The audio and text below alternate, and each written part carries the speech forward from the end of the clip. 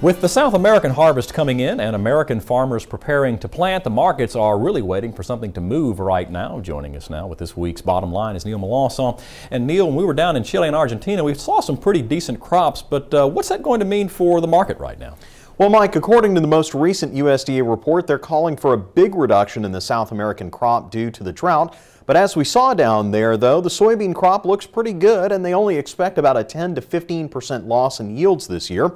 Traders didn't buy the USDA figures either, and while prices have come up somewhat since the report, there's a lot of factors out there that indicate we might have a lot more grain in general this year than last. For one, we haven't gotten any real sign that the rebuilding of the nation's livestock herd has begun.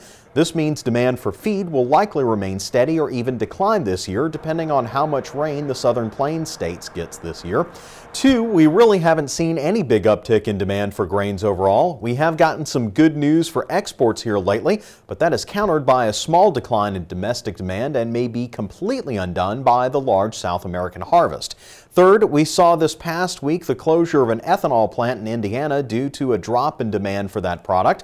Couple that with a big surplus in natural gas and overproduction of petroleum products, and the demand for corn ebbs away. It's true that we have oil prices over $100 per barrel, but I think that's artificially high due to tensions over the Iran issue. There are some long-term signs that grain prices will remain high thanks to a burgeoning population in many areas of the world, as well as a weak U.S. dollar that makes our crops attractive. However, the bottom line is we've had 2 years of strong grain prices, and the trend is for a dip, even if it is just short-term. Hopefully this means, though, we'll see lower prices at the grocery store soon, but I wouldn't count on it before the summer, Mike. Well, Neil, you're right. We have had 2 years of higher grain prices, and I think most farmers were probably anticipating a little bit about what you were talking about. Good report. Thanks, Neil Melancon. And remember, you can listen to any of Neil's reports on the Louisiana Farm Bureau radio network. For a list of stations where you can listen or tune in online, you can visit our website at twilatv.org and click on the LFB radio link on the left side of the home page. That does it for this edition of This Week in Louisiana Agriculture. Join us again next week when we'll bring you an update on this year's wheat crop, why rain and cold weather could be a problem for many Louisiana wheat growers.